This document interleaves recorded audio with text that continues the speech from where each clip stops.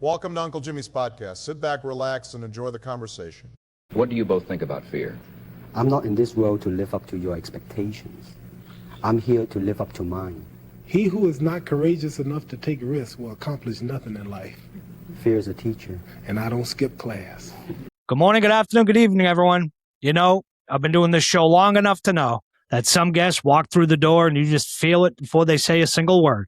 There's something about them, a weight, a light, some combination of the two that makes you lean in before the conversation even starts. Ray Hartjen is one of those people.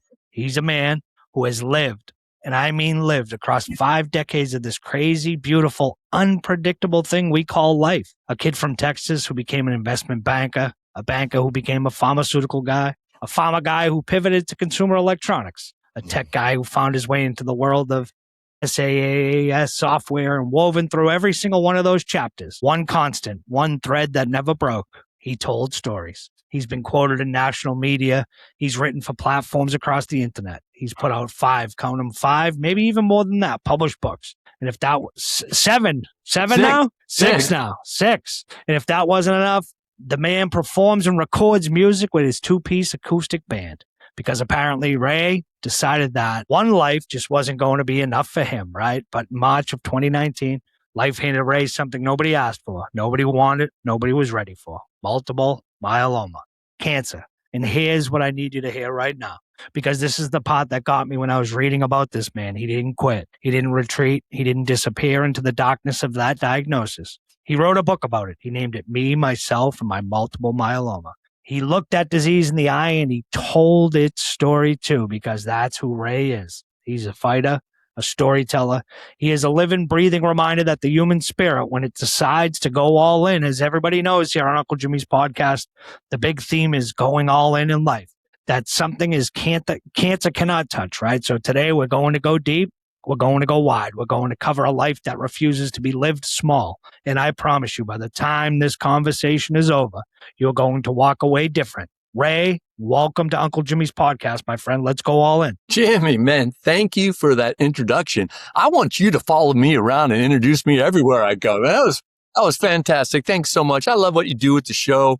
Man, I appreciate the opportunity to be here. Thank you so much. I'm thrilled. Looking forward to our conversation. Yeah, I'm excited, right? And like I said, when I opened, right, when I was going through all your stuff, and I tell people, right, when you come on Uncle Jimmy's podcast, right, this just isn't a regular podcast of, people just throw a couple questions together and you come on, you have a conversation, right? I do a bit of a dive right into you because I feel, right, people that are willing to come on my show, right, I got to do them the due diligence, right, of who they are, what they do, what they stand for, right? And I think that's what podcasting should be about, right? So many people are about the clicks, right? It's about the views and the media, right? All that I'm about, right, Ray, is we get your story out there, right? We just change one person's perspective in life, right? Maybe that person that's going through cancer that reads your book, right, decides to, keep fighting because he reads your book or hears your story, right? That's what it's all about. Yeah, it's the stories and the people behind them. It's not just what podcasts is about; it's what life is about. Yeah, man. life is about. We as humans are social creatures, and you might be introverted or extroverted or whatever, but we need people. And the way that we communicate is through stories, and that's the way that we develop understanding, empathy, consideration, and the like. Right? So what you're doing is great, and I'm looking forward to diving as deep as you want to go, my friend. Yeah, I can't, so you're a native Texan, right? Who ended up at Eastern Kentucky University, right? Yeah. My father was in the Army back in the days when, the Army moved you around a lot, over the last, 30 years or so, sometimes there's been these longer types of deployments. But as a kid, my dad, career Army officer, I was born in Texas. We were stationed in Texas several times. My mother, while she was born in Oklahoma, she grew up in Texas. So there was some family back there. But yeah, the longest I've ever lived any place growing up was 3.5 years. And that was Indianapolis, Indiana. We moved around a lot. So I like to say I'm from everywhere. When I meet people, they'll say, oh, I'm from Indiana. I'm from Indiana too. I'm from North Dakota. I'm from North Dakota too. Kentucky, Texas, what have you. Don't forget Washington, right? Yeah. So, spent a lot of my youth moving around different places, which is, it was a challenge, if you have to, kind of reintroduce yourself to folks all the time. But yeah, it must have been tough, right? Great. Getting new groups of friends, right? Yeah. You meet new people. You're just kind of forced into different environments. And and continue to learn, continue to discover. And so that was great. For the last 30 years, longer than that, I think it was like, wow, man, I guess I don't know when I moved west. I moved west first to Washington about 1989, 1990. And then you went there right to get your MBA, right? Yeah, I went to the University of Washington and then met my wife there, started our family there. In the year 2000, I moved south to California, spent 24 years in the Bay Area. In the last 2 years, we've been in Southern California, so it could be closer to our daughter, Olivia, and her husband, Michael. And the reason, was not only to be there for them, but was also, if they were to begin to start a family, to be close by too. And come, the first, second week of December, Lori and I will be grandparents as Olivia has her first child. So that's awesome. Yeah, totally looking forward to that. I mean, that's the reason we moved here, to be closer to them, particularly if they were to expand their family. And so you must be so excited, Ray. You and your wife must be so excited. I am. It's their first child. It's our first grandchild, and it's gonna be a new chapter. Yeah, we're recording this episode toward the end of June. You audience members out there, but that gives me a good 5+ months to figure out what's the best way to spoil this little girl that we're expecting. So I'm totally excited about it. That's exciting. That's exciting, right? So you said you moved around everywhere, right? As a kid, going everywhere. So who was young Ray, right? And what was the world like that shaped you? That's an interesting question. You said in the introduction, I've been through 5 decades. I've been through 7 decades. Born in the 60s, and I'm 62 years old. Okay. And a much simpler time back then there, right? There was that Army community that was a kind of a stalwart, foundational piece for me through my early life. There were some occasions that we lived off post, kind of, a little taste of civilian life.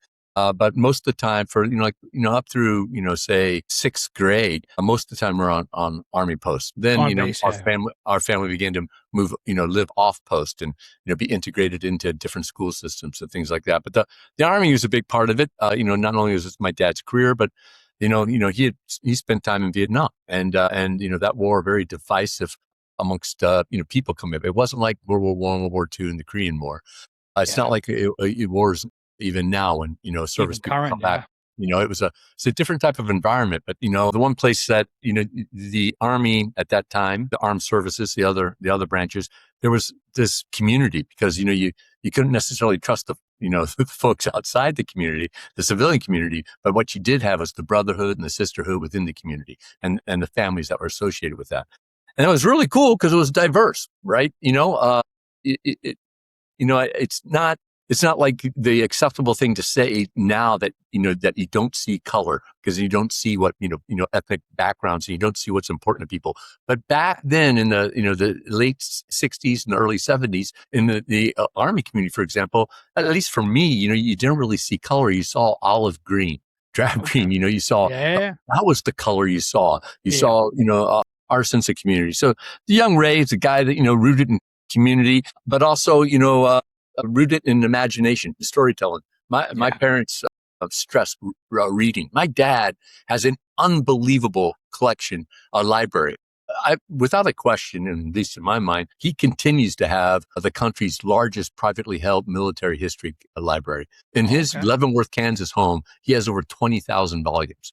And when you think about that, that's a lot of books, Jimmy. That's a lot of books. And so there were always books around. We may not have had all the money in the world, but we had enough money to buy books. So many books, Yeah, whether it's dad's books, mom's books, my sister's books, or what have you. So reading was a big part of it, and I used to love to read everything from war history books to sports biographies and the like. And I think that was everybody, I think, kind of in human nature, we kind of like lean towards stories. We like to hear stories. We beg our parents to tell us stories, things like that, right? But the books capturing my imagination, expanding my breadth of knowledge, understanding different things it was a kind of a cool background that I appreciate. So I think the young Ray, built, I was lucky enough to have a strong family, had both parents with me and a sister, had the community of the armed services. And then, the encouragement to go out and explore the world. And a big way of exploring that world is through literature. Through literature, and also be yourself, right? One of the biggest things. Yeah. I don't know how much I was myself when I was younger because, there's so much, pressure, I think, from a lot of people, but, certainly I felt the pressure to be cool, to be like somebody Yeah, else. be cool, to fit in. To fit in. And, it's like, maybe don't stick out too much. So, maybe didn't really explore, the complete eccentricities of myself until later in life. Trying I'm to. just finding that out now, Ray, at 42, I had a bit of an awakening and, almost a year ago, right? Going back to my true authentic self, right? Of being that 16-year-old kid that was a geek, right? And read books and came up with these obscure history facts when people would look at me and tell me just to shut the hell up. Like, what are you doing, right? So you did shut up, right? Because you shrunk yourself down to fit in. And now I'm just back to it, right? And I love it, being my true authentic self. And people look at me sometimes and they're like, you're so weird. And I'm just like, that's who I am, right? And it's not going to change. And I love it, We're all weird, Oh, no doubt about it. That's the thing. And it takes us, sometimes it takes us some time to be, to discover your authentic self, right? But it's the most rewarding thing to do.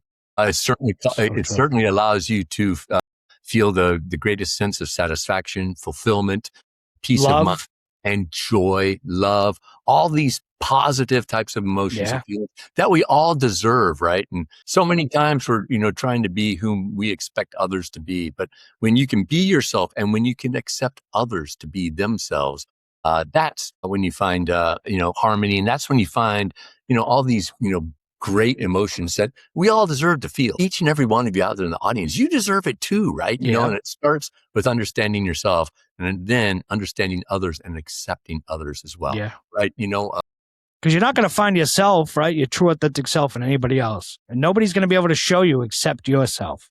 Mm-hmm. I say it, Ray, right? I said it, a while back, I said to my friend, I'm in love. And my friend always, said to me, what does she look like? Is she beautiful? And I go, no, you're looking at him. I found love for myself. I love myself truly, right? It really is. I wake up, every day and it's like, I'm grateful to be alive, right?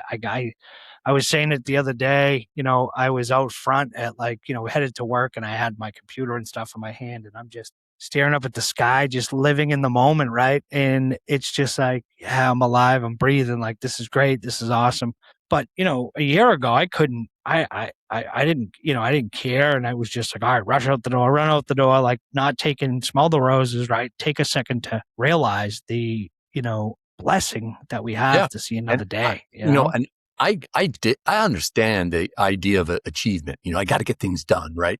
I'm one of those types of people as well, but being able to be present is a tremendous gift. If you're just even by yourself, being present with yourself is a tremendous gift, particularly when you're with others and being present for them, right? And you've got the time for it. It might be, if you're not used to that, it might take you're saying, I don't have time, but you do. Take a deep breath.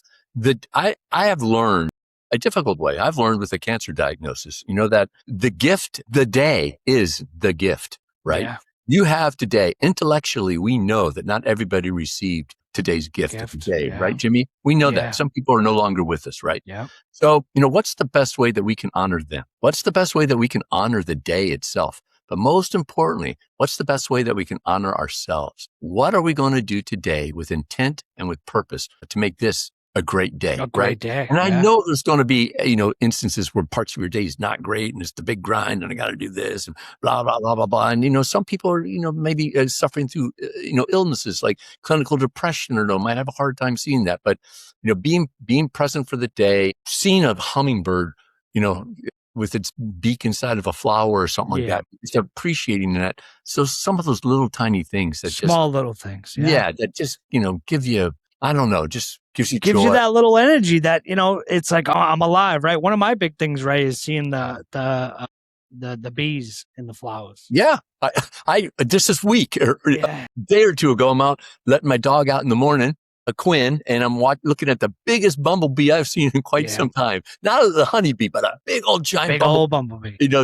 Moving around our flowers. And I just kind of walked over to them, even though my mom was allergic to bees. So I may or may not be allergic to bees. I don't know. But I just wanted to get a little closer to the guy and just check him out. She's going from so flower. Cool, right? Yeah, it's really cool. And he made a noise. It sounded like a like a B-17 bomber or something like that. So, Ray, right? Was there a moment, right, early on, right, a person, a place, or maybe a feeling, right, where you first understood that stories were going to be central to how you move through the world? No, it took a while, Jimmy. I was always involved. I like stories and I did all that. But, as I began to, you mentioned all these pivots my professional career took, maybe about 20 years ago or so. So I'm like 40.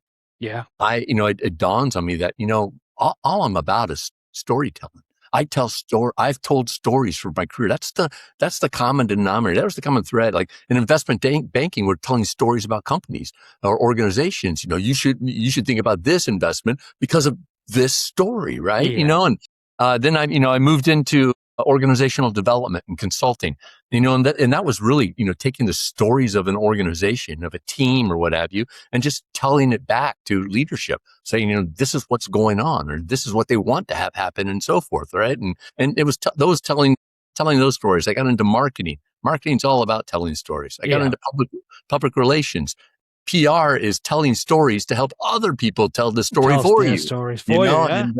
And then, I realized, through my music, background as well, music. The best songs are stories. All songs are stories. But what's your favorite song?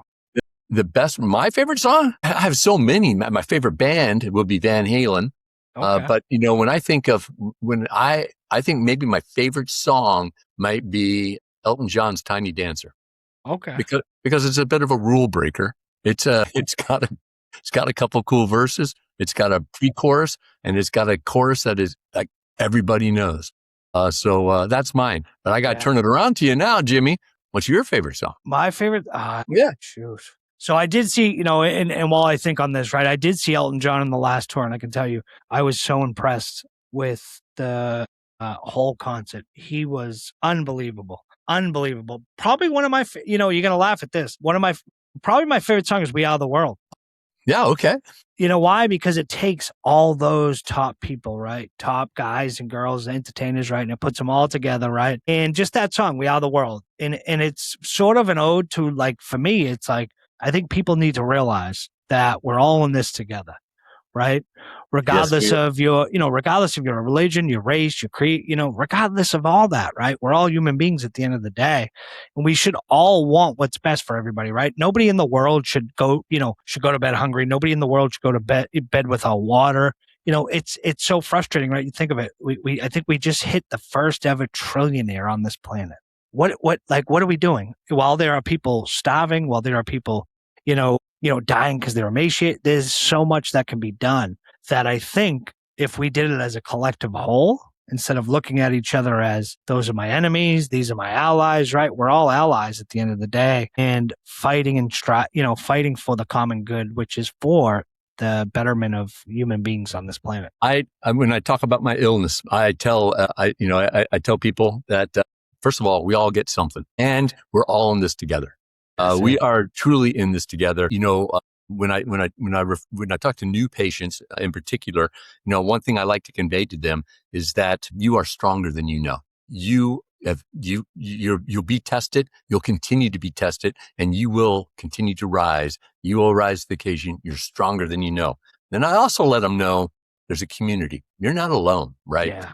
Particularly in a patient community, like a multiple myeloma patient community, and caregivers and allies, it is supportive, it's kind, it's considerate, it's compassionate, it's empathetic. And when you're part of that community, when you get yourself in that community, you know there are other people like you. You're not alone. You are stronger even still, right? So, it takes all of us. And we've got so many more similarities than we do differences.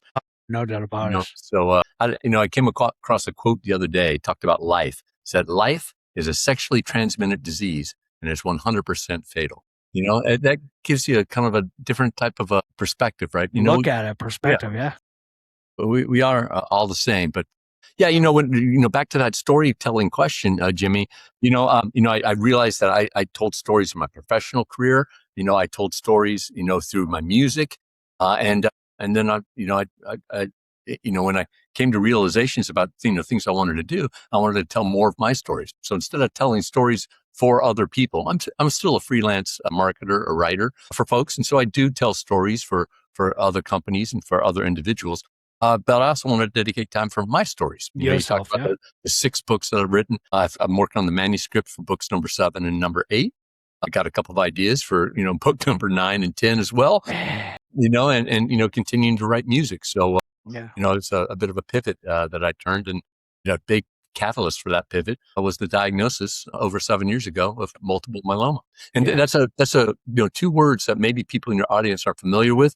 I know I sure wasn't familiar with it until I got diagnosed with it. Multiple myeloma is a blood cancer. It's an incurable cancer, but it is treatable. So I've been in treatment since my diagnosis in March 2019. Okay. Yeah, we're going to get to that. We're going to get to that in a few more, right? Because I have so many questions on that. And the cancer, especially here in Boston, right? We have some of the best hospitals. My dad passed years ago from cancer, but my uncle had it. My uncle lives upstairs and he beat it. And, so many stories of cancer in the family, but we've been around that community. And, I say this all the time, from the doctor that comes in to the nurse to even the person that comes in and cleans the rooms to, the people that bring you food, it's the top notch people. They're the best people. They actually, when you go there, it's family.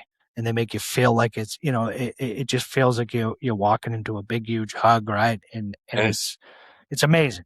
It's critically important for patients, for their caregivers, and for their allies, their families. Yeah. Boston's got a wonderful, not only medical community, but also a technical community, biotech community, clinical research, and the like. So it's a cornerstone, not just for cancer programs, but for a great deal of even rare diseases. Yeah, we got a lot going on here with the, everything. And I love it. And I think a lot of us here in Boston take that for granted, right? I say it all the time, like, say you're sick out in Idaho and you have to go to the doctors and, they may not have the top-notch care that we have here, right? The certain, like you said, new fit, new trials, new everything. My uncle passed a couple of years back, but he was on a couple of new trials and just so many new things that they try and they throw everything at it. And it's quite interesting. So, Ray, I know you may not be able to answer this, right? But I know you've studied history, and it just brings me back, right? To you were talking about your dad going to Vietnam, right?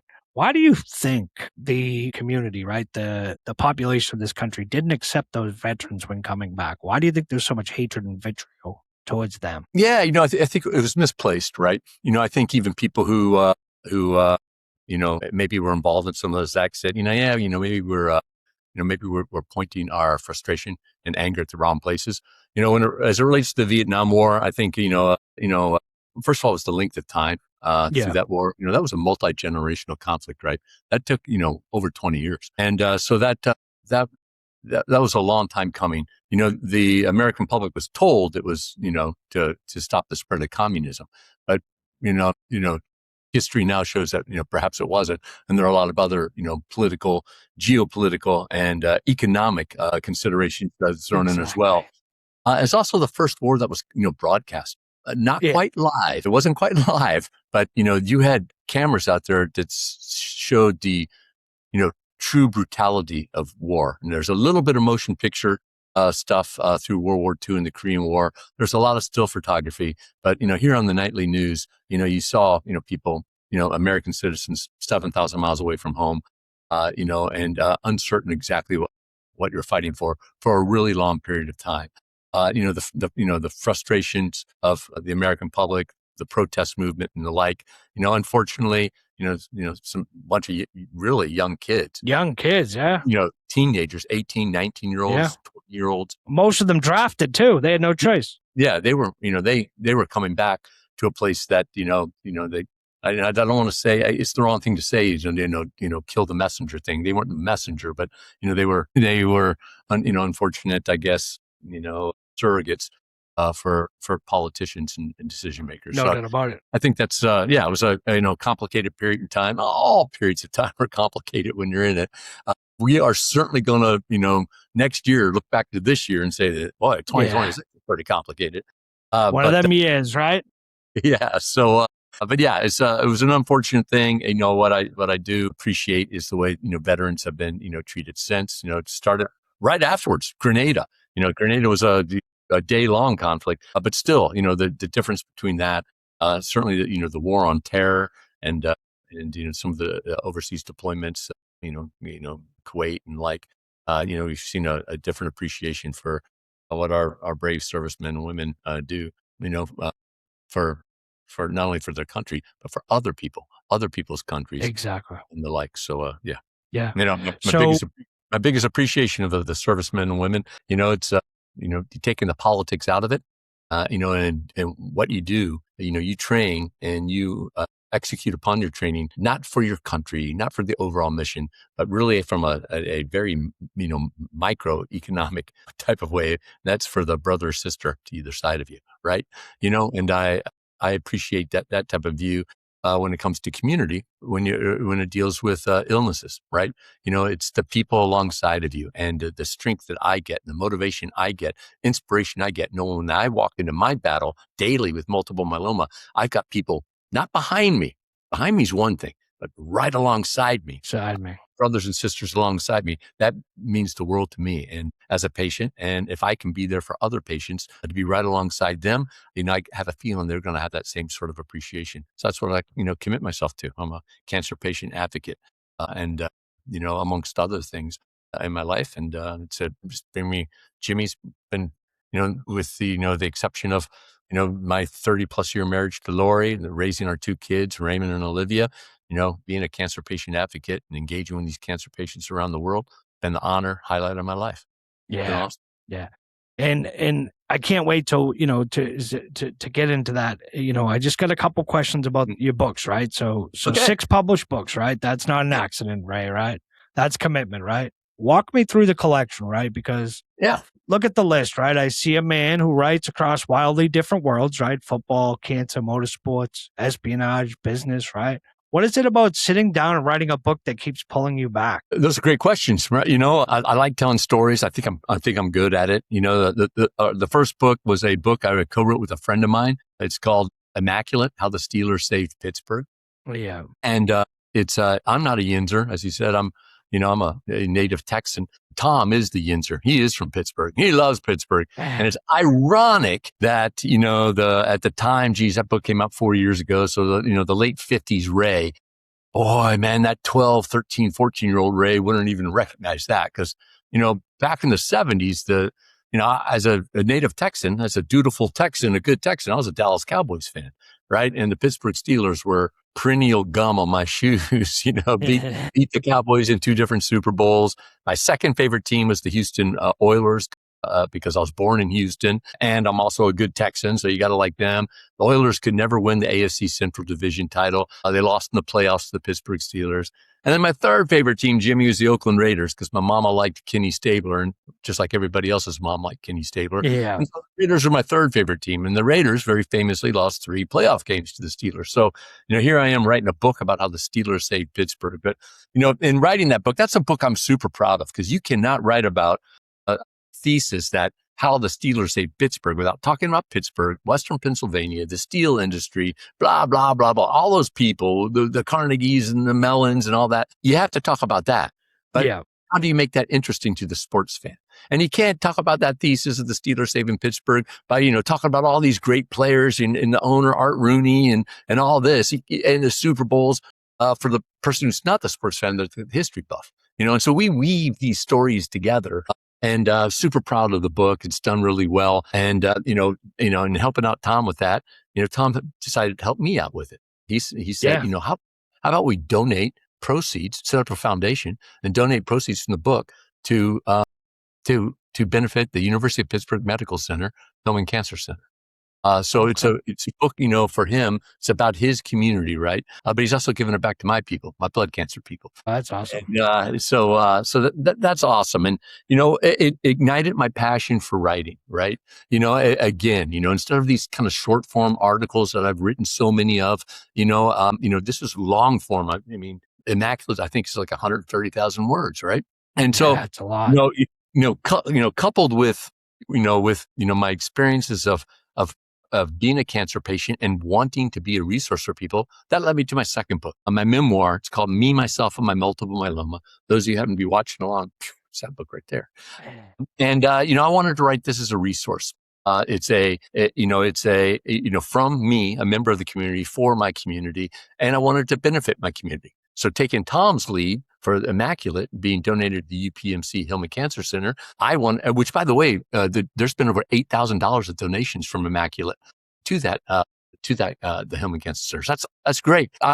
My net writers proceeds for me, myself, and my multiple myeloma, that goes to the Multiple Myeloma Research Foundation. So I wanted to give back to them. And, I just continued writing. Then I wrote a B2B book on sales and marketing. And then I wrote another nonfiction book. It's called The Indy 500, a year-long quest to win the greatest spectacle in racing, because I fell in love with the Indianapolis 500 as a young reader. Do you remember the Scholastic America catalogs you used to get in school?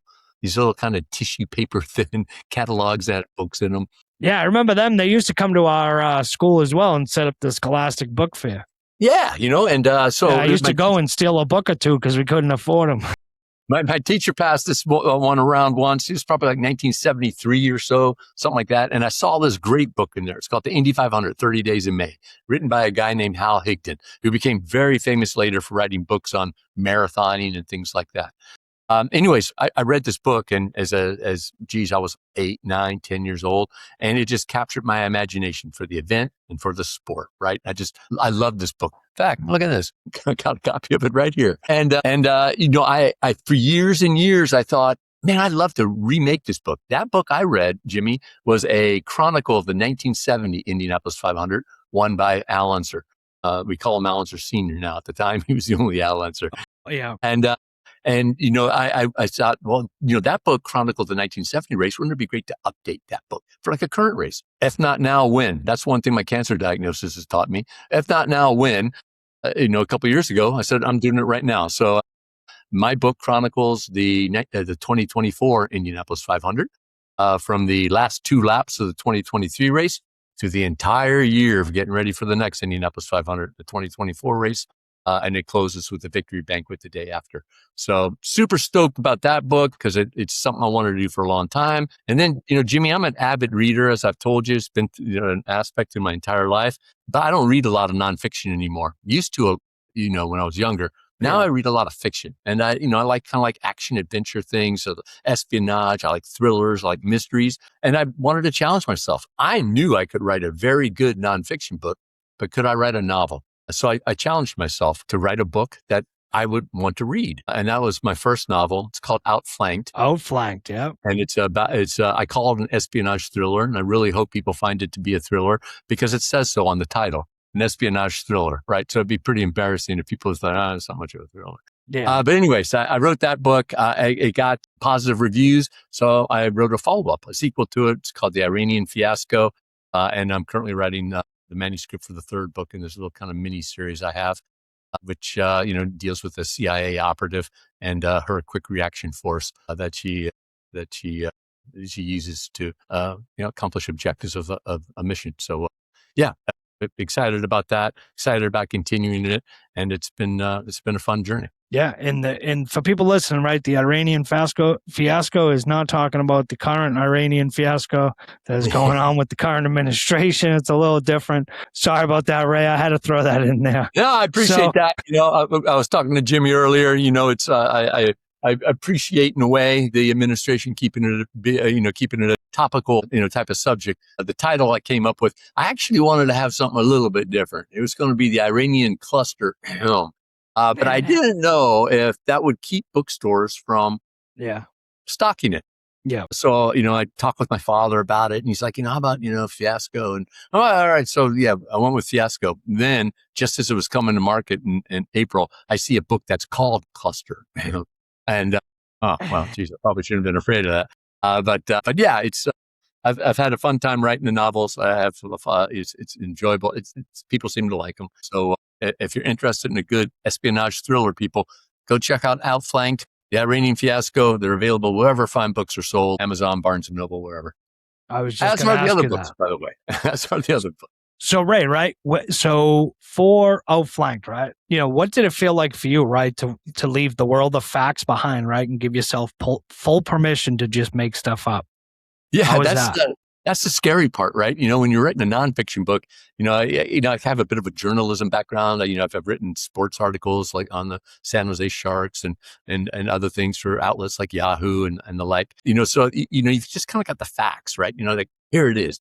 The real scary part, is, making up, worlds, making up scenes, right? I try though to, that I think I was motivated to try to write a book like the old Tom Clancy books. And I don't know if you've ever read the old Tom Clancy books, but these books were incredibly detailed about some things, right? They were, people used to make fun of them. It's like, if the guy's heating up a burrito in the microwave, it's going to be 4 pages long, and you're going to learn who made the Goes into microwave. quite detail. Yeah, the wattages and things like that. So, I wanted to have that type of detail. But, one thing is with readers these days is that they tend not to pick up books that are as thick as the old Tom Clancy books were. Those things were big books. In fact, when we were going to market and trying to find a publisher for Immaculate, How the Steelers Saved Pittsburgh, the pushback we got from a lot of folks is that it's too big, it's too long. Too big, yeah. Like, well, that's the story, and the book's the book. It was funny. They're like, we needed less than 300 pages. We needed, 90,000 words. And it was funny. I had a copy of Leo Tolstoy's War and Peace on my desk, and I picked it up and I said, "This is War and Peace. It's 1,000 pages. What do you mean?" And they're like, "You know what, Ray? You're absolutely right. It is one of the best books ever written. Classic literature, the quintessential Russian novel. And you know what? Nobody buys it anymore." And I was like, "Really?" And nobody goes like, "No, people pretty much don't." I blame USA Today, Jimmy.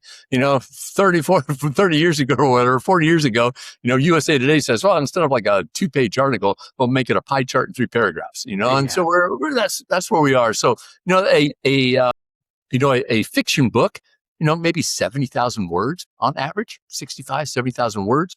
So I wanted to have a lot of detail when I, made up worlds and Outflank, but I had to do it in a concise type of way. So while I am making up worlds, they are real places, right? And the research that goes into the real places, then it's just describing this real place or describing this particular military tactic, describing this weapon. So I am, I'm making up scenarios. I'm not necessarily making up, and I'm making up dialogue, interactions and the like, but I'm not making up, places and things. That's just research. And I try to, it takes a lot of the burden off of me and the fear of failure off of me. And that, there's, I just have to describe what really exists, of, this neighborhood in Moscow, or just, the operation of this particular rifle or what have you. Yeah. Are there pieces of yourself, Ray, or people you've known, right, hidden in those characters? There are lots of people that I know, and there's people by name even. There's names of friends in both books. So that's cool. It's there's 2 protagonists in each of the book. One of them is a career Army officer, soldier, non-commissioned soldier. His name's Cal McHenry. He's 58 years old, and I've had people ask me, it's like, are you living vicariously through Cal? Older type of guy. And I'm like, no, I'm not. He's a badass and I'm not a badass. Yeah. He served his country for 40 years. I haven't served my country for a day. Lots of differences between us, but I wanted to have an older guy, an older soldier who had been there and done that, right? The typical hero of those types of books are, some guy in his, mid to late 20s, early 30s or something, big stud. I wanted the guy who had been around the block. He had become an old soldier because he had learned and he had, done the right things. Those people who are ill-trained and ill-prepared, they never get the opportunity to be an old soldier because maybe they become a casualty too early, right? So I wanted to have this older type of, hero, if you will, protagonist to go along with this very strong female character I have. Her name's Tiger Swanson. And I also wanted to, that's something I think a little different too. A strong woman lead character. So I have these dual protagonists. But yeah, I love mentioning my friends in books when I think about them. I say like, hey, Jimmy, I have kind of an idea. Is it okay if I use your name in this book? And they're like, so cool. do it. So I'll be seeing Uncle Jimmy in a book soon. That's right. I'm about halfway through number 3. Let me find a way that I can get old Uncle Jimmy in there just for you. Just crowbar that in somewhere, right? I had to call Uncle Jimmy, right? Or something like that, right? One of the things I'm really proud of in the first book, I wrote in an old friend of mine from high school, and actually was a college roommate of mine for a year. His name's Jeff Greer, nickname of Frog. And I told Jeff about it and said, hey, man, I wrote you in. You're a Navy SEAL, and you're going to be kind of, working with this other team I have. And, Frog got really silent. and he goes, Ray, if something should happen to me, could you just, show that to my two kids, right? And before the book published, about a month later, Frog passed away. And, it was almost like he knew he was vulnerable, that maybe, something's going on. And it's given me great pleasure and pride to not only have him in the dedication of the book, but to have that character in the book, to have him to be able to show his kids who they, so greatly appreciated, because this book was published after his death. Yeah. I wrote him into the second book, and he's written into the third book as well. So, it's also means something to me to be able to honor this guy who's he's a six-term representative in the Commonwealth of Kentucky, gave back so much to the community, was a big part of our community in high school, not only back then, but, even through up to the day he died.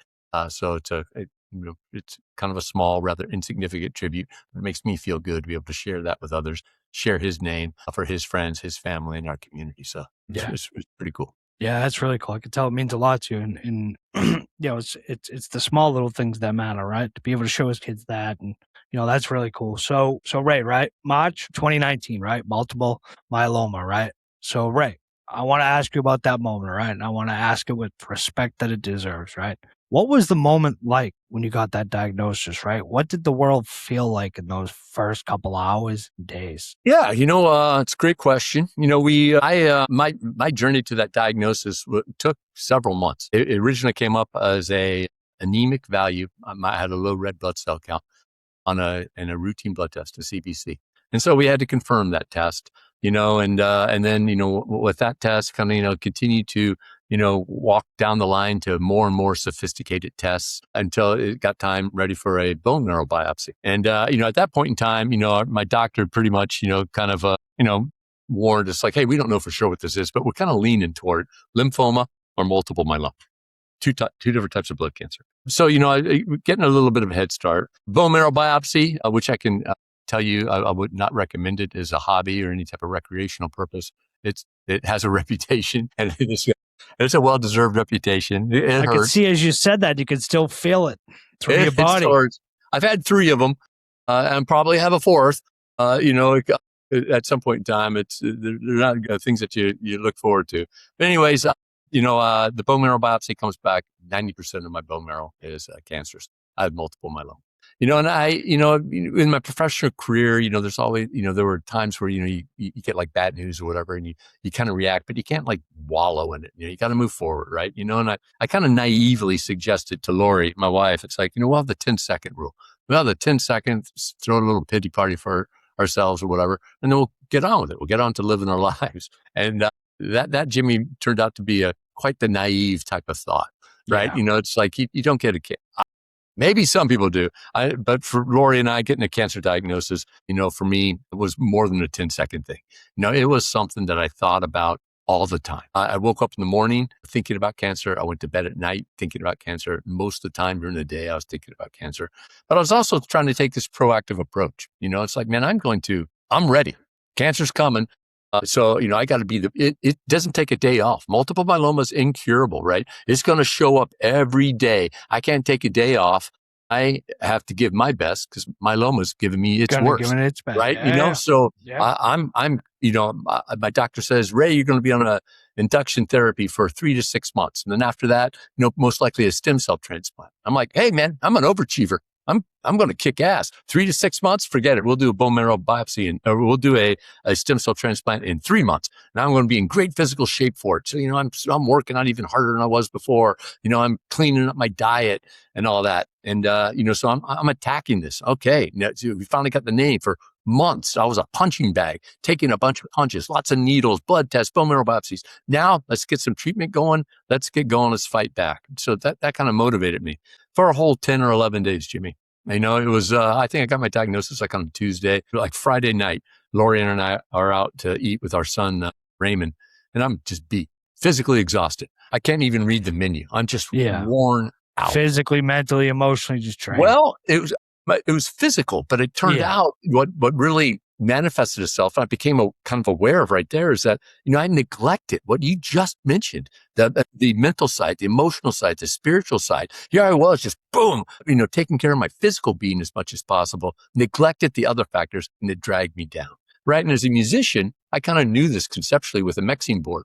I'm a guitar player, more guitar, less of everything else, let's feature me. Right. Yeah. And so I became aware that, these multiple components that make up my whole being, my whole person. Right. And, if I'm strong in one area, I can maybe lift those that might be weak. But conversely, if I'm weak in some areas, I might drag down something that was strong.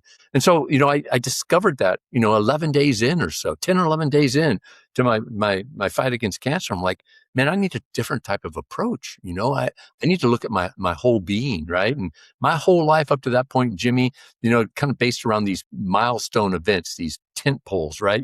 If I was a student, it was, I needed to turn in a paper or there's an exam. If I was an athlete, it was a game or a race. If I was a musician, it was a gig, a concert, in my job, it was delivering some sort of deliverable or whatever. There are always these things, and you kind of work your way up to it. There was a fight night, there was a game day, right? And, I came to the realization that I'm in a marathon, not a sprint. Every single day is game day. Yeah. Every single night is game night. So how do I adjust to be able to, kind of look at things with a different paradigm? And, within a couple of days from that, Jimmy, I recognized, man, you just learned something about yourself, right? And maybe you knew it, maybe instinctively or something like that. But, once you're able to articulate it in your mind, bam, there's real learnings. What else can you learn about your disease, about your treatment, and about you? Those are questions I asked myself. And that's when I decided to adopt a growth mindset. And for me, I'll define a growth mindset for you all out there as that's just this beginner's attitude and this sense of discovery. We all had it when we were kids.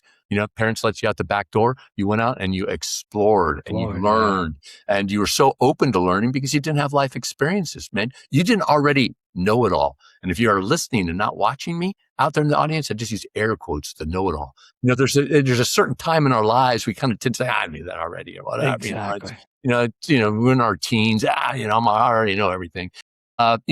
What happens if you go out there with that growth mindset, that sense of discovery? And so one thing I wanted to share with you, Jimmy, and your audience is something I found super helpful for me. It was revisiting an exercise. It's called a timeline exercise, and it's kind of a staple in this time management course that I facilitated many times throughout my professional career. And for, those of you following along in your car or home or wherever you have a piece of paper, it's a simple exercise. If you don't have a piece of paper, don't worry about it because you can easily do this in your head.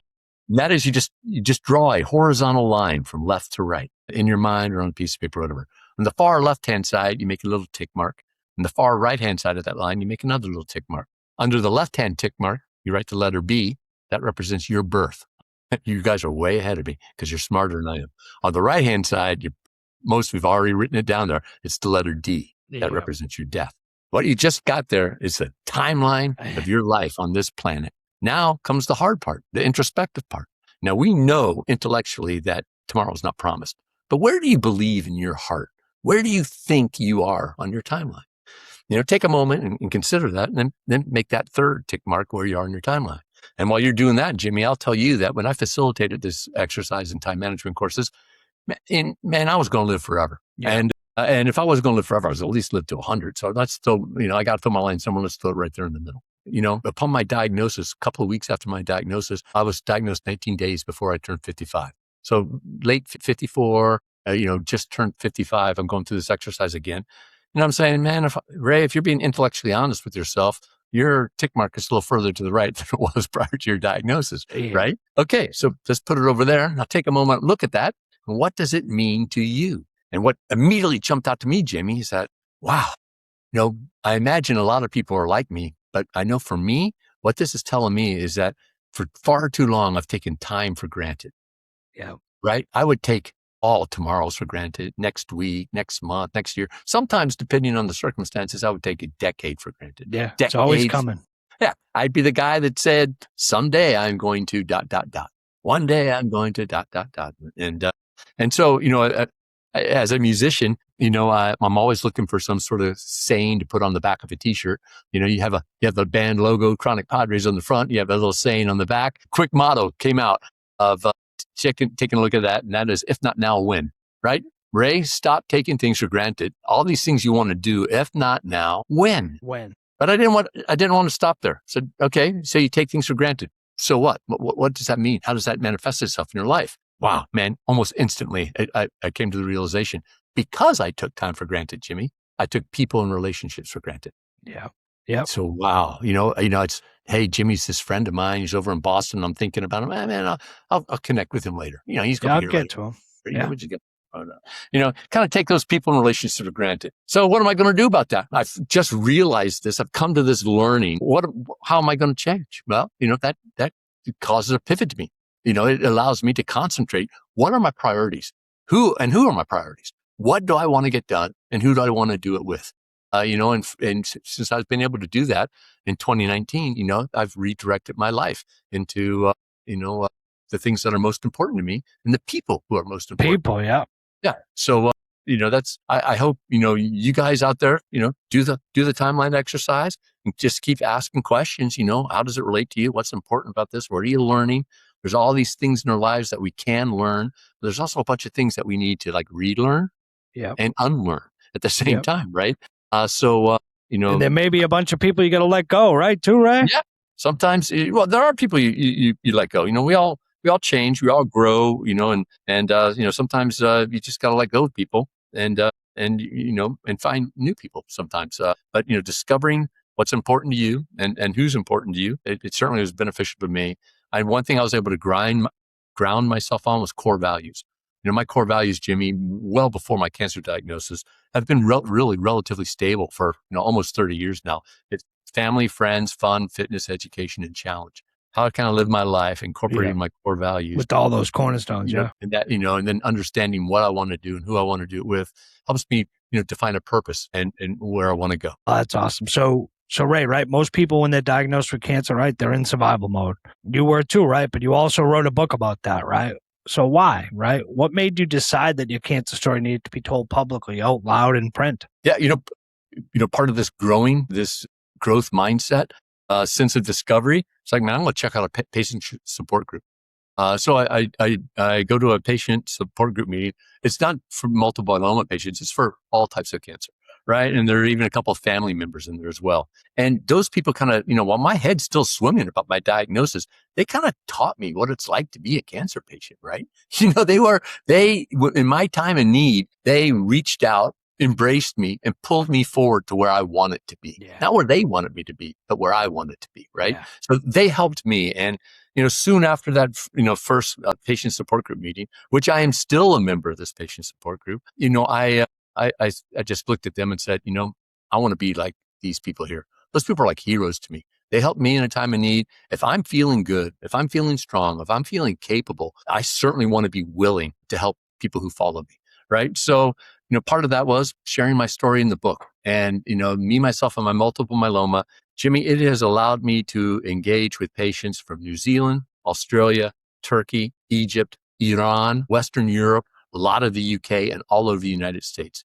People, because of the book, they've reached out to me, shared with me their stories. And it has been so wonderful to engage with these people. Like I said, we are all stronger than we know, but we have this great community too. Right? I was just going to say that the community coming together. Yeah. Together we're stronger even still. Right. And, so sharing the story was, it's as personal as it gets. It's your health. A lot of people don't like to talk about their health. I probably was one of them at some point in time, but you can't, try to be a resource without, letting folks peek under the old kilt. It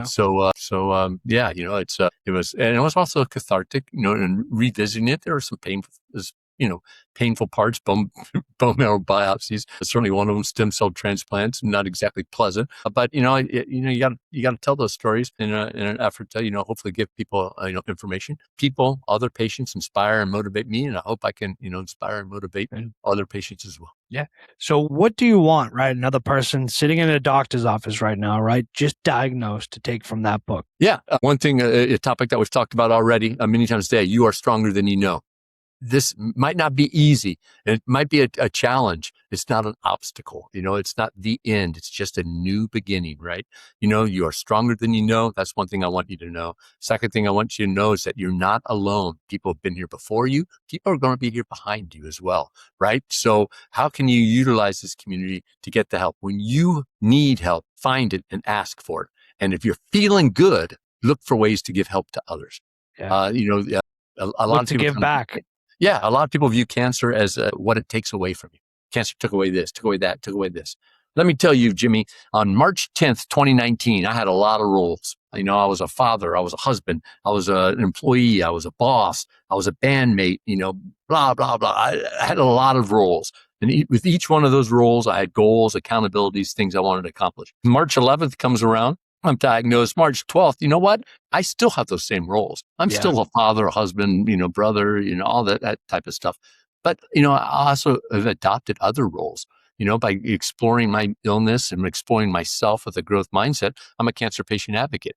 I'm a cancer patient fundraiser. These are things that I've added onto my life. Yeah.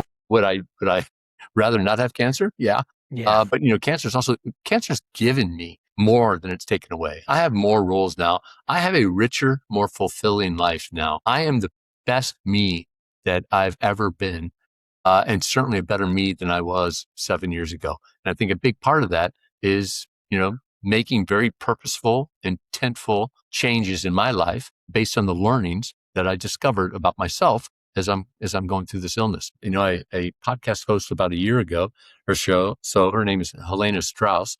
I forget the name of her show, but she is a multiple myeloma patient as well. And she asked me during the podcast recording, would you change your diagnosis? And I'm like, wow, what a great question. And I got to answer it because we're recording this right away. So, I don't want to have cancer. I would love for there to be a cure and me not to have cancer. But you know what? Where I am right now, what my heart is saying, I wouldn't change the diagnosis. I am a better person, a better me. We all get something. This is, my burden to bear. I'm going to do it. I'm going to do it my way. And along the way, I'm going to help as many people as I can. And I want to change the diagnosis. That's awesome. In, the way that you've, the whole mindset shift and just being able to give back, right? And show up in ways for others and for yourself, right? After the diagnosis. It's such a shift, right? Because you think about it, right? Some people get diagnosed, they shift into that downward spiral of, poor me, and why me, and it can be tough, right? Because I've sat there many times, and I've never been in the room when the cancer diagnosis has come for many people in my family, but I've been in the my father was diagnosed with stage 4B lung cancer 16 years ago, and I remember him calling me down to his room, and I'll never forget this. He has his whitey tighties on underwear and a t-shirt, and he says to me, "I got cancer." I said, "Oh, what'd they say, Dad?" I got the worst type of cancer, lung cancer, stage 4B, but don't tell your sister. I'm going to be okay. I'm going back to work tomorrow. Dad died eventually, I think 6 or 7 months later, but up until he died, he fought, the best that he could. And I remember being so frustrated with him, right? Because he went to this local hospital up the street from us, Catholic hospital. And I was so mad because I was like, yeah, here he is on his deathbed. And I look back at it and I'm like, why the fuck did I do that? But, I questioned him and I was like, why didn't you never get a second opinion? He went to that shitty hospital up the street and he looked at me and he said, I did. And they gave me the same news that they did up the street. So it was more like, he knew it was the end and it was coming, right? But he told me the day before he died, the night before he died, don't worry about me. He died on a Friday. This was a Thursday night. Don't worry about it. I'm going back to work on Monday. He told all of us, and just to reassure us, there was 7 kids. There was 7 of us plus mom. And, we could see him, taking his, we were in the room when he passed, and it was nuts. There was about 30 to 40 people in the room when my father took his last breath. My father was a labor leader here in Boston, and the community, some politicians, friends, family, aunts, uncles. It was something else. I look back at it now, right? When I was 26 going through it, I said, what the fuck are we doing? Like, we're just, excuse my language, but we're watching them die. But being able to look at it now and seeing the community, right, rallying around you, being there, right? It's one of support, one of love, right? And it's such a powerful thing when it did come for my dad, that the community was there rallying around us. Even in my father's, final moments, He seems like quite the character with it. I'm going back to work tomorrow. I'll go back to work on Monday and all. Yeah. Seems like a heck of a guy. There's, patients ultimately, make decisions. I've known patients. I haven't known them personally, but I've, met their family members that just like, I'm not going to get treatment. It is Yeah. what it is, and you know what? That's the right decision for them. Yeah. That's Right? their decision. It's as personal as it gets. You get your decision, and your decision is not wrong. It's you need to validate your feelings, the way you're thinking, and what you do. It's not for me. I'm kind of a fighter type of guy, aggressive type of guy, a proactive type of guy. That's just my personality. I want to. Hey, we're going to go toe to toe, and this is the way it's going to go. And I'm going to bring my best, right? Because there's things I want to do, and there's people I want to do it with, and for that, I'm going to give him my best in this fight because I want to give my best elsewhere as well. And there's things I still want to do, Jimmy. So, I had treatment 2 days ago. I've got a nice little port right here. Port right there, yeah. My chemotherapy just plugged right in, which kind of makes me, in a way, I'm kind of like, I'm sort of like a Terminator, right? I got some stuff going on here, right? So, for to each their own, everyone's got their decisions, and the way that they approach whatever you come up with, it's the right way to do it. It's Yeah, I had a lady on, right, whose young daughter was diagnosed with brain cancer, and they had taken a tumor out, and they went back a year later, and, she had 2 tumors in her brain, and they took one out. They couldn't take the other one out. She went back a year later, and the doctor had, said to her, and they had asked not for the timeline of how much she had left because it was, she had brain cancer. And the doctor, when they went to look at the tumor, it had grown, the one that they couldn't get, and they said to her, look, we can go in and take it out, but right now we're at the point of quality of life versus quantity of life. What do you want? And the young girl and the mother chose quality of life. And she said, she ended up passing at 14, but she said the year that we had, our friends made it magical. We all made it magical, right? And just to think that at such a young age, 13, right? And her mother as well, to make that decision. But like you said, it's their decision. And she said, I wouldn't change it for anything, because you never know what can happen or what can't happen, right? Like my dad, one of the things my dad had said was he wished he didn't do treatment because he could have had a little more quality time in the end, Yeah. And, it's just, God, it's just tragic, thinking about, young teen going through that, your family's going through it, so those of you who are not going through something like that, bless your lucky stars, right? Exactly. Give thanks and live with gratitude, not only for big things like that. We've already talked about the gratitude and being present for little things, right? But it's just tragic story. These illnesses that that we've made so many advances on, but we need to continue working forward, and it takes.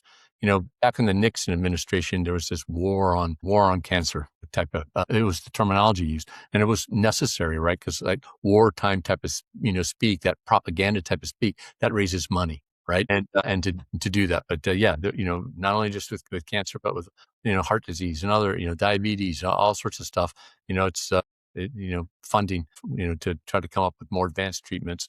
And ideally, some cures. And they're happening every day in the field. They should be celebrated, should be recognized. And there's a lot more work left to go. So we don't have to have 13-year-old girls, having to make those decisions. Yeah. Yeah. And for those out there, anybody out there who you ever need some inspiration, just go check out St. Jude's website, St. Jude Children's Hospital in Memphis, Tennessee. And you look at some of these kids who are so young, they don't know anything but cancer. That's all they can remember is cancer. And they are the bravest collection of people with their families and the people who provide care for them. If you ever need any motivation, some inspiration, just go check them out because those videos are powerful. So, and that's the Danny Thomas, right? St. Jude's? Yeah. Yeah. Yes. I see the commercials and, I say it, right? If you have a couple extra bucks or, some money you can donate, or even if you can't donate, right, go spend some time, volunteer, right? There's so much you can do. It doesn't have to be money, Really? Because as I say right here on, not just on Uncle Jimmy's podcast, in my personal life as well, we're all in this together. And that's one thing that I think gets lost in life in general. Everyone gets too busy. Ray's over there writing books. He's too busy to call Uncle Jimmy, right? You forget about those things. And what people need to do is, make those phone calls, send that text, right? call up that buddy you haven't talked to in a while. Hey, you want to get some dinner, right? Catch up. Because you don't know what tomorrow may bring, and it may not bring you anything, you know? So please, everybody, just do that and just realize And we're we've in it got the together. tools. We've Yeah. got the tools these days too, right? You know, it's different than, 1867 when we have to sit down with a ink pen Yeah, the and, Pony Express and write it out and, send the letter and all. Now we got a quick text and you don't even need to type it out. You can just use voice text really fast and say, hey, Jimmy, just thinking about, man, I hope all is well. Take care of yourself. That's Talk it. soon. It's the simplest thing to do. Simple, so go out there and do right? it. Yeah. As Ray and Jimmy say, right, just go do it. So Ray, right, the Chronic Padres, right, the 2-piece acoustic band. Yeah. There's something profound about a man, right, fighting cancer who still has music playing in his head, right? Tell me about the band, the music, and what the creative outlet does for your soul in the middle of the battle. Yeah, music is a catharsis for me. It's a coping strategy. I just had a conversation earlier this morning with a woman in Dubai, of all places. Abu Dhabi, one of the two. I'm pretty sure it's Dubai. Anyways, one of those rich places, right? Middle Eastern countries. We were talking about music and coping. Everyone needs some sort of coping strategy. Our world is filled with so much noise, so much stimulus. Everybody needs some way to cope, or you'll burn out, right? Yeah. You know what? So whether it's taking a hike, walking through the mountains, going to the beach and watching the waves roll in, or playing music, for me, playing music is really kind of meditative. I didn't really make that connection until today when I was talking to this woman named Lydia. I have this year, Jimmy, began the practice of meditation, as a way of kind of like, recharging and things like that. And, when I was talking about music today earlier, it's, when I sit down with the guitar, I'm a guitar player.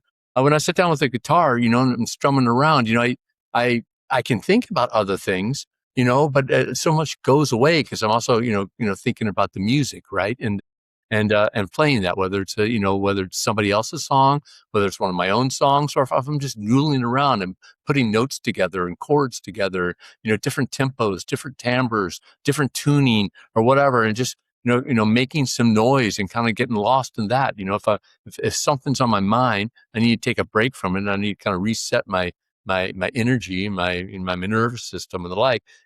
Spending a little time with the guitar allows me to do that because I'm, thinking about something else. And, for me, the Chronic Padres, it's a, 2-piece acoustic band, me and my partner, Scott.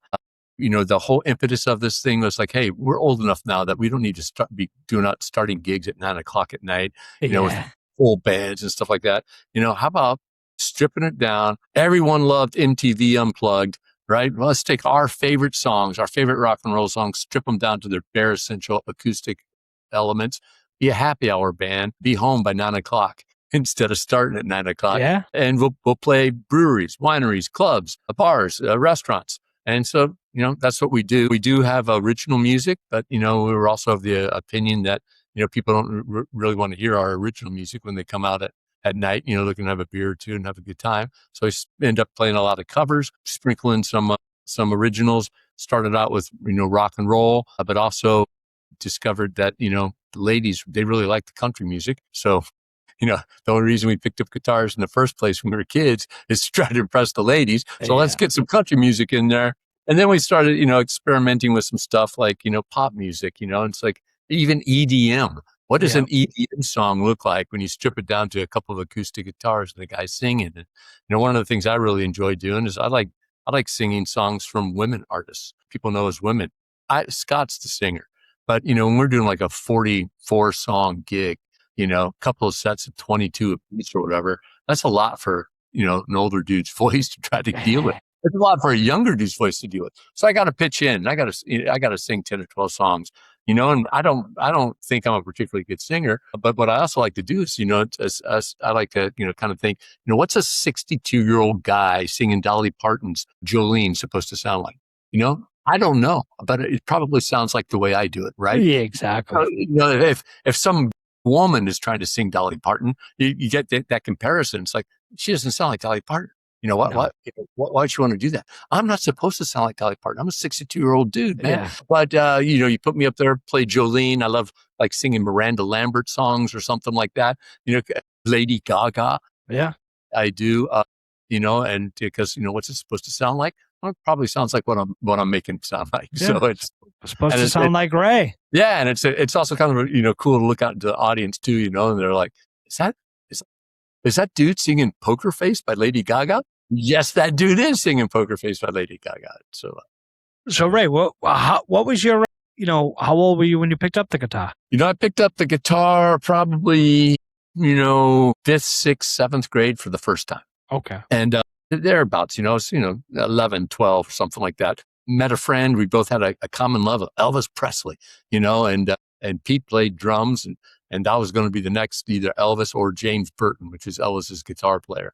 But that kind of fell aside, as I got into my teen years, when you get distracted by the car fumes and the perfumes, you kind of get away from some other things, got away from music, and I didn't pick it up again until, 25, 30 years ago or so, and then picked up music. And, when I was a kid, it was all about playing other people's songs. When I, as an adult, it's like, what can I create of my own? How can I share these little tiny stories, through music? And, today this woman, Lydia in Dubai, asked me, have you written, you've written a book about multiple myeloma? Have you written any songs about multiple myeloma? I said, it's interesting you should say that, because I'm in the process of doing that. And whether it's going to be an EP or an LP or what, I don't really know, but I'm beginning to work on a bunch of songs. The catalyst for that, the inspiration was sitting on an airplane last September, and I was watching a concert by a band I believe named Ghost, and Ghost has this very theatrical production. As I'm sitting there, watching it, I'm like, and listening to it, I'm like, these songs appear to be like chapters in one long book. This is a show. This is like an opera or a musical, right? And each song is a separate element that tells this bigger narrative. And I'm like, man, I want to do that for multiple myeloma. I want to, share my story, even just from a cathartic, creative aspect. Can I do it? Let's see if I can do it. Maybe it even helps somebody. Maybe it raises awareness, maybe or whatever. But so I'm looking forward to completing that bit of a time. There are no demos out yet.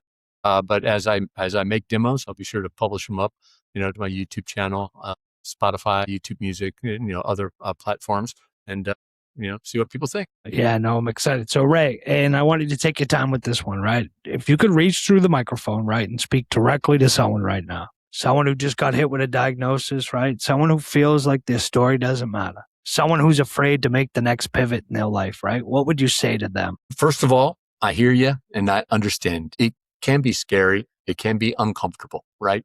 And so you're feeling the right things, man.